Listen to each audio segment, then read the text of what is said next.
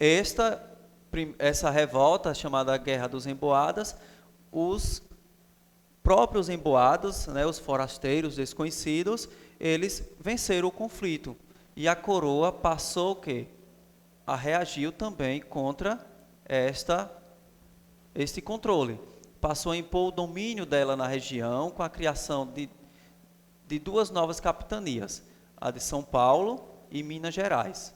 Houve a separação, porque esse território que antes pertencia somente a São Paulo, certo? A Minas Gerais não existia. Com a descoberta do ouro, com a grande corrida pelo ouro nessa região, houve a necessidade da criação desta nova capitania, justamente com o objetivo, né, de aumentar o controle. Então era necessário o quê? Dividir o território, porque inicialmente somente a capitania de São Paulo era muito extensa. No entanto, houve a necessidade dessa separação, justamente para o controle da exploração do ouro. E, inicialmente, né, que fazia parte do território do Rio de Janeiro. Então, houve efetivamente a criação, o surgimento de duas novas capitanias, São Paulo, Minas Gerais, que fora inicialmente desmembrado do Rio de Janeiro. E elevou as povoações que foram surgindo na região das Minas Gerais, certo? Na condição de vilas. Por quê? Essas povoações, elas cresceram muito rapidamente, né?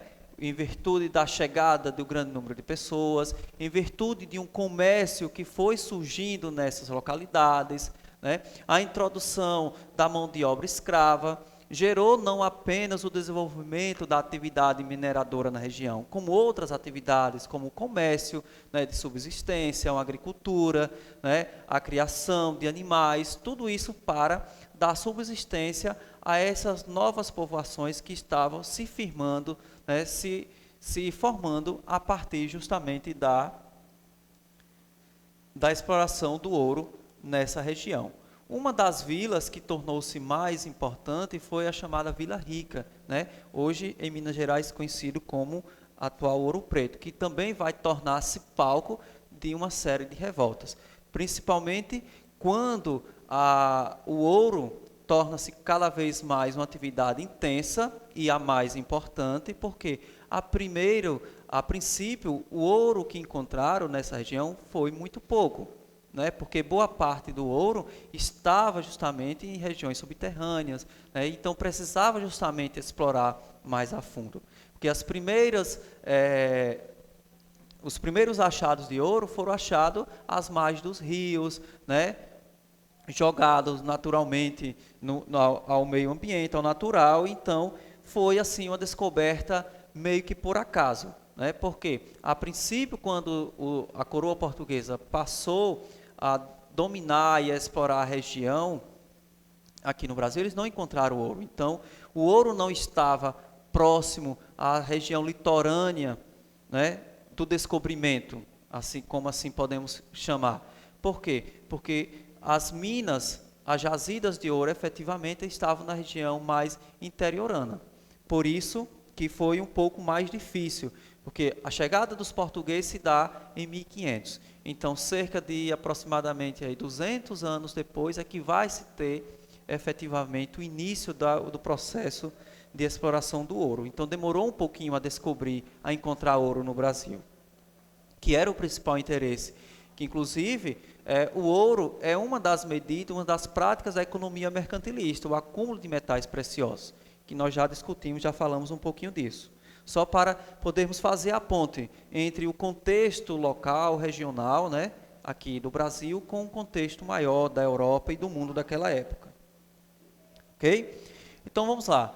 Uma outra guerra também no Brasil colonial, chamada Guerra dos Mascates, ocorrida entre 1710 e 1711, ocorrido na capitania de Pernambuco, certo? Durante esse período.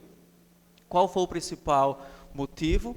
Econômico e voltado para a economia açucareira.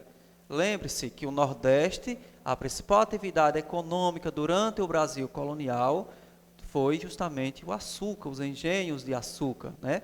A produção de cana e também junto com a mão de obra escrava. Existe também a presença da agropecuária, mas não tornou-se uma atividade predominante, né? Apesar também de ter sido importante, como citamos lá inicialmente. Ok? Então vamos lá. Os ricos comerciantes, ou mascates, como assim eram conhecidos, é a mesma denominação na linguagem da época, né, de Recife, eles tinham interesse, né, em manter o controle do domínio do comércio de açúcar. No entanto, a coroa portuguesa começou a acirrar cada vez mais, né, aumentar cada vez mais as cobranças. Portugal, apesar de todo o grande império que Portugal era durante aquele período, passava por uma série de crises econômicas. Por quê? Para dar sustentação, alimentar, né, os luxos do Estado português, da coroa, né, de uma grande nobreza imperial que vivia justamente a explorar o Estado. Então, apesar de todas essas riquezas que Portugal possuía pelo mundo afora, em seu grande império colonial, não era ainda suficiente para dar sustentação a todos esses gastos que a coroa portuguesa tinha. No entanto, né,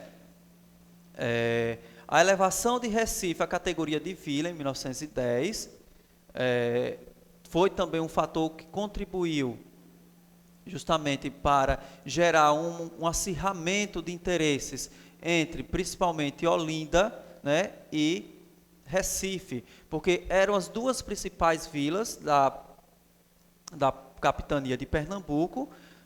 Primeiro, Olinda predominava os engenhos, certo?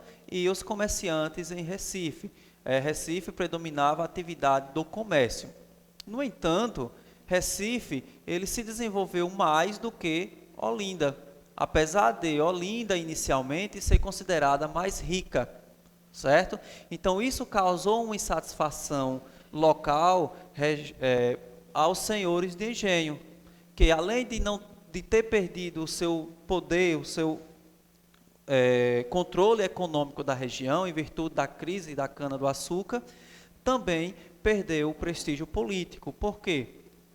O Recife foi elevado à categoria de vila, né, e não Olinda. Apesar dos senhores de engenho ter um controle político maior na região do que os próprios comerciantes de Recife. Então vejamos, qual foi a primeira medida tomada pelos comerciantes que tinham interesse em fortalecer o seu comércio, desenvolver a vila de Recife, para assim efetivamente se tornar a capital da capitania? A primeira medida tomada após a elevação de Recife como a principal vila da capitania de Pernambuco foi justamente a construção do Pelourinho, uma praça central, e juntamente com a criação de uma Câmara Municipal. Então, a partir desse momento, né, se cria uma estrutura política administrativa na vila do Recife. Então, isso desagradou em muito os senhores de engenhos de Olinda. E o que vai levar justamente a esses senhores de engenho a formar tropas para invadir justamente Recife, né? Que havia sido elevada à categoria de vila. E, desta maneira, os comerciantes reagiram justamente, né, contra essa invasão, buscaram apoio junto à coroa portuguesa e, consequentemente, a coroa portuguesa acaba justamente apoiando os mascates, apoiando os comerciantes do Recife e eleva definitivamente Recife à capital de Pernambuco. Então, os senhores de engenhos aqui de Olinda, os fazendeiros do açúcar, eles saíram derrotados desta guerra, né, assim conhecida como Guerra dos Mascates. Então, foi uma luta de interesse, não só apenas econômico, certo? Como também uma luta de interesse político, porque os senhores de engenho não queriam perder o seu prestígio político que possuía, não só junto à coroa, né, portuguesa, como também a sua influência local. No entanto, em virtude do enriquecimento dos comerciantes, dos mascates, né, a coroa portuguesa acaba justamente apoiando os comerciantes. E a revolta tem fim em 1711, após a elevação de Recife à capital de Pernambuco. Ok? Então vamos lá. Seguindo em frente a mais uma revolta. Revolta de Vila Rica. Nós voltamos mais uma vez lá àquela regiãozinha das Minas Gerais, lá da Guerra dos Emboadas, né? Após a Guerra dos Emboadas, um tempinho depois ocorre a chamada Revolta de Vila Rica. Em alguns momentos, pessoal, vocês podem encontrar em alguns livros ou algumas outras referências, como também chamada Revolta de Felipe dos Santos. É a mesma revolta, só muda a nomenclatura, porque se refere ao principal líder que fora, né, preso e também executado, né, durante esse movimento. Mas aqui, no livro de vocês, no nosso livro, nós vamos tratar, chamar de Revolta de Vila Rica. Mas também vamos falar de Felipe dos Santos, porque ele foi o principal líder, né, um dos principais líderes do movimento, certo? Qual foi a principal, o pretexto, né? Quando foi que começou, né, esse contexto que leva justamente a essa revolta? Ocorre a revolta efetivamente em 1720, mas observe que os precedentes vêm em 1702 já, né?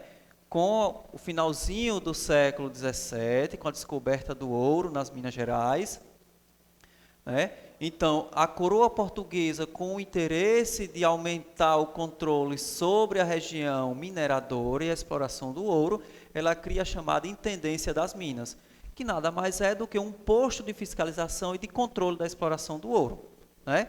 Aonde todo e qualquer minerador, toda e qualquer pessoa que extraísse o ouro deveria ser, primeiro, claro, ter autorização da coroa portuguesa e também deveria pagar os devidos impostos, né? Então, que impostos eram esses? Dentre eles, o principal imposto era o chamado o quinto, né? Que equivale justamente a 20% do ouro extraído. Então, ou seja, de 100%, a quinta parte, ou seja, 20% do ouro extraído, deveria obrigatoriamente ser entregue para a coroa portuguesa como uma forma de pagamento de imposto, né? Aonde? Na Intendência das Minas Gerais. Então, isso logo de cara causou uma grande satisfação para os senhores de Minas, para os mineradores. Lembrando que nesta região das Minas Gerais criou-se uma elite mineradora, né? Os grandes comerciantes de ouro, né, que passaram justamente a explorar não só a mão de obra local, a mão de obra indígena, nativa, a mão de obra negra que era adquirida na condição de escravo para trabalhar nas minas, né? Então, criou-se todo um modelo de sociedade, né, baseado na exploração e na extração do ouro. Assim como no Nordeste existia uma sociedade que se articulava e que se organizava a partir dos engenhos, né, e da cana-de-açúcar, conhecida também como Sociedade do Açúcar, na região das Minas Gerais também tem o surgimento da chamada Sociedade Mineradora. Ok? E a partir de então, o aumento da fiscalização, as cobranças que a coroa portuguesa passa a fazer, né, na região das Minas, vai justamente provocar insatisfação. Lembre-se, olha só uma revolta aqui de caráter tipicamente elitista, porque vai causar a insatisfação dos grandes proprietários, dos grandes fazendeiros e os grandes mineradores, né? Então, esses homens, eles não possuíam apenas terras, eles precisavam, sim, ser donos das terras para ser donos das minas, porque dentro dessas terras lá estavam as minas, aonde eles podiam explorar, certo? Então, a criação da casa de fundição, né? Então, todo o ouro que existia, que era lá extraído, deveria passar pela casa de fundição, que era também controlado pela coroa portuguesa, existiam os fiscais da coroa, os representantes da coroa, e também, quando se fundia o ouro, né, derretia o ouro era pesado, extraía os 20%, esses 20% era levado para a provedoria da fazenda real. Ou seja, observe que, nesse curto espaço de tempo, de 1702 a 1720, né, desde a descoberta do ouro, a coroa portuguesa criou 3 importantes órgãos com o objetivo de controlar de fiscalizar a exploração do ouro: a Intendência das Minas, as casas de fundição e a provedoria real, além do imposto obrigatório que era cobrado, né? Existia uma série de outros impostos que eram cobrados, mas o quinto ele era cobrado anualmente. Apesar de ser cobrado anualmente, ele era um imposto muito pesado. Então, acumulava-se a produção de todo um ano, né, de extração de ouro, e 20% era levado para Portugal. Depois nós vamos ver mais adiante, em outros temas que vamos trabalhar a respeito, qual era o destino dado a esse ouro, certo? E aí nós vamos perceber o quê? Que eram muito, né? Então isso impactava diretamente nos rendimentos, na economia e no lucro também, não só da região, como principalmente dos senhores, dos donos das minas, certo? Então, esse é o contexto do desenvolvimento da revolta. Então, como é que se dá essa revolta? Gradativamente, o aumento da insatisfação local, certo? Por quê? Quando falamos assim, a insatisfação local também já traz a ideia do conjunto de todos aqueles que viviam na região. Sim, claramente. Por quê? Se a coroa cobrava cada vez mais imposto dos comerciantes da região, dos comerciantes, dos mineradores, dos comerciantes de ouro, automaticamente a entrada e a saída de qualquer que fosse o produto, que não fosse o ouro, também era impactado, porque toda a economia estava baseada na produção do ouro. Então, logicamente, o primeiro impacto veio justamente na elevação dos preços dos alimentos. Então, não existia efetivamente uma produção, local para atender às necessidades e principalmente alimentar a população, que era uma população, um contingente populacional muito grande nessa região. Então, boa parte dos produtos, principalmente alimentícios, que eram consumidos, que eram comercializados na região, era trazido de fora. Então, se a principal moeda era o ouro e que esse ouro estava sendo taxado e cobrado, elevados impostos por parte da coroa, então automaticamente vai impactar nos custos dos produtos e tudo aquilo que venha a ser comercializado nesta região. Então, boa parte, uma parte da população local passou também a apoiar os donos e os comerciantes de ouro, das minas. E, em contrapartida, os revoltosos também queriam o fim do decreto real, que criava as casas de fundição, que era justamente onde o ouro era taxado e extraído o quinto, ou 20% da produção. Com isso, a coroa portuguesa não queria saber quais eram as reivindicações, quais eram as condições que aquela sociedade, aquelas pessoas viviam, muito menos para com os comerciantes, porque a coroa portuguesa sabia e tinha conhecimento que a produção de ouro nessa região era muito grande. Então, quanto mais ela pudesse taxar, assim seria melhor. Então, os principais líderes, Felipe dos Santos e o comerciante Pascoal Guimarães, foram presos e apenas Felipe dos Santos foi morto e executado. Foi morto na forca e posteriormente esquartejado. Teve seus 4 membros amarrados a 4 cavalos e os cavalos se encarregaram de esquartejá-lo, e parte do seu corpo foi expostos, pelas estradas e pela vila, pela povoação de Vila Rica, certo? Para que assim servisse de exemplo. E, definitivamente, a separação de Minas Gerais da capitania de São Paulo e a morte de Felipe dos Santos. Então, dessa maneira, a revolta de Vila Rica, ela culmina justamente com a repressão do movimento e, consequentemente, a vitória das forças da coroa portuguesa. Mais uma vez, certo? Então, só para trazer aqui um pouquinho a nossa memória, quem já ouviu falar essa expressão do chamado Santo do Pau Oco? Isso aqui se refere, pessoal, porque durante o período da mineração, principalmente, eram esculpidas imagens, esculturas, não só de imagens sacras, como tantas outras, diversas, que serviu justamente para contrabandear o ouro. E isso fez com que a coroa portuguesa acirrasse cada vez mais, né, o controle e a fiscalização sobre a produção do ouro, certo? Então, essa era alguma das formas que se utilizava, além também de pessoas que engoliam pequenas pepitas de ouro para depois, né, excrementá-lo e recuperar a pedrinha de volta. Eram as mais diversas. Essa daqui, porque alguém já deve ter ouvido falar na rua, nossa avó falar, você é um santinho do pau oco, né?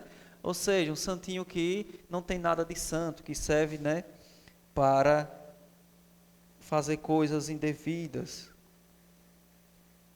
Olha só, aqui nós temos uma representação, uma pintura, né, que foi elaborada depois, claro que não foi feita durante o período da mineração, essa aí é uma idealização, né, mas aqui o que representa o início da exploração, da extração do ouro, que era feito geralmente no leito dos rios, né, às margens dos rios.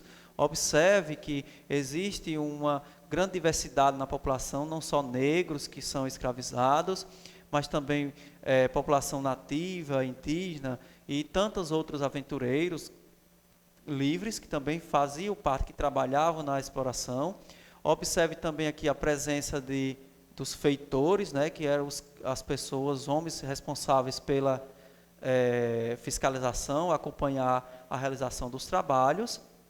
Aqui nós temos as barras de ouro que após ter passado pela casa de fundição, recebia a numeração, né, do controle da coroa portuguesa, recebia o timbre da coroa portuguesa e esse ouro aqui estava liberado para comercialização. Claro, após ter se retirado os 20%, né, ou o quinto devido para a coroa. E também aqui nós temos uma imagem atual da chamada atual Ouro Preto, antiga Vila Rica, aonde ocorreu a chamada revolta de Vila Rica, né?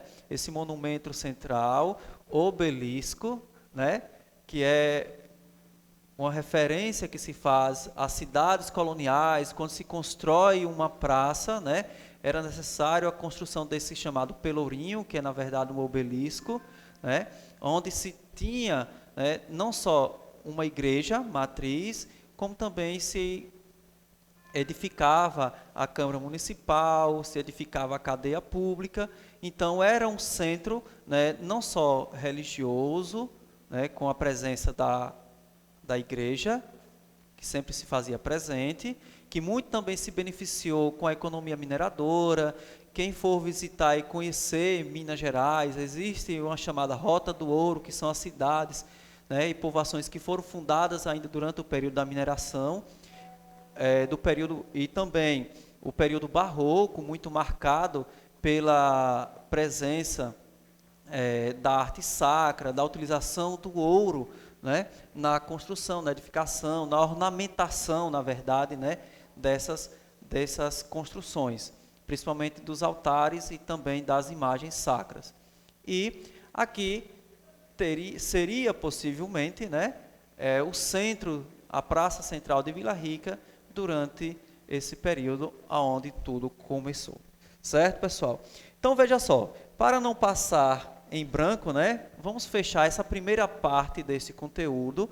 Na próxima aula, nós vamos trabalhar, vamos discutir outras revoltas que também ocorreram durante o período colonial no Brasil. Como nós vimos, é um pouquinho extenso, são vários movimentos, mas se tratando desses que apresentamos aqui hoje, quero deixar aqui para vocês essa pequena atividade, né, páginas 100, 101 e 102, não se assuste, são apenas 4 questões, porque essas questõezinhas, ela vem acompanhada de textos e imagens, são questões fáceis, e que vocês possam fazê-las em casa, e depois faremos a revisão destas, tá bom? Espero encontrá-los em breve. Até mais, tchau, tchau.